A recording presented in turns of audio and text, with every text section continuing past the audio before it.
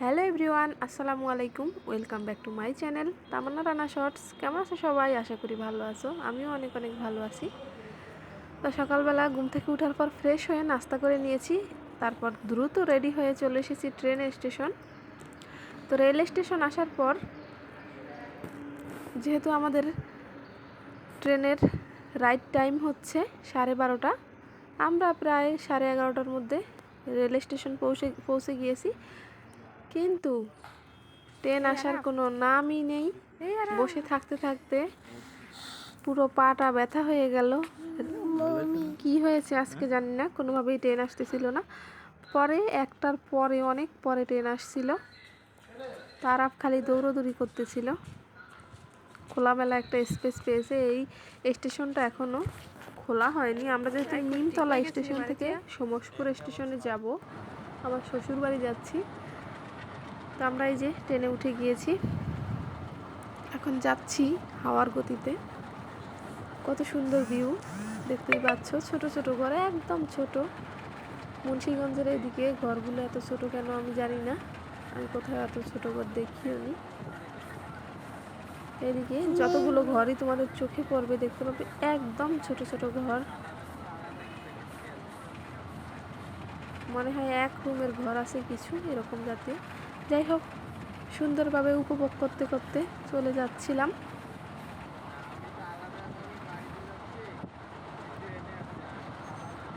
প্রায় 7 ঘন্টার journey, train journey হবে আমাদের। এরপর বাসায় যাব, রান্না করব, খাওয়া দাওয়া করব।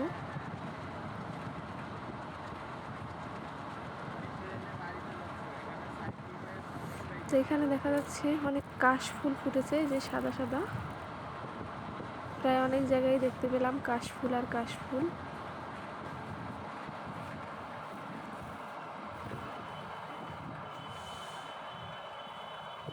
তো এই ক্লিপটা প্রায় 2 ঘন্টা পরে নেওয়া ট্রেনে ওঠার। আমরা অনেকক্ষণ বসেছিলাম, আরও 4 ঘন্টা বসে থাকতে হবে। খুবই কষ্টদায়ক বসে থাকা, কিন্তু উপভোগ করতেছি, এটাই ভালো লাগতেছে। তো এই যে মুন্সিগঞ্জ পার হওয়ার পর একটু বড় বাড়িঘর দেখতেছিলাম। বড় বাড়িও আছে মুন্সিগঞ্জে, তবে খুবই কম। তো এরপর চলে এসেছি আমার শ্বশুর বাড়ি। মাটির চুলায় রান্না হচ্ছে, মুরগির পা, চামড়া, গলা এইসবের লটপটি রান্না হচ্ছে। তো চুলায় আমার শাশুড়ি মা এটা রান্না করতেছিল। তো আমি বলেছিলাম এসে বিরিয়ানি রান্না করব। তো এটা হয়ে গেলেই নামানোর পর একটু রেস্ট নিয়ে বিরিয়ানিটা রান্না করে ফেলবো। তারপর একটু রেস্ট নিয়ে খাওয়া দাওয়া করব, ঘুমাবো। এই যে আমার শাশুড়ি মা মুরগির মাংস এবং আলুগুলোকে কেটে রেখেছে। আমি এসে মশলাগুলোকে করলাম, করে এই যে বিরিয়ানি মশলাটাও নিয়ে নিয়েছি। এখন আমি বিরিয়ানিটা রান্না করব। রেসিপি শেয়ার করব না, শুধু কি কি রান্না করেছি ওইটুকুই তোমাদের সাথে শেয়ার করব। তো সাথে পিচ্চি গিচ্চি আছে, বসে আছে সবাই, বাড়ির আশেপাশের আমাদের আত্মীয় স্বজনও আছে। তো এই যে সুন্দর করে বিরিয়ানিটা রান্না করে ফেলেছি। ভিডিও কিন্তু ভালো লাগলে লাইক, কমেন্ট, শেয়ার এবং সাবস্ক্রাইব করে দিও। আর দেখো, মাটির চুলায় আমি ফার্স্ট টাইম বিরিয়ানি রান্না করলাম। খুবই ঝরঝরে হয়েছে এবং খেতেও অনেক সুস্বাদু হয়েছে। দেখতেই পাচ্ছ কতটা লোভনীয় এবং মজাদার হয়েছে। আমাদের সাথে আছে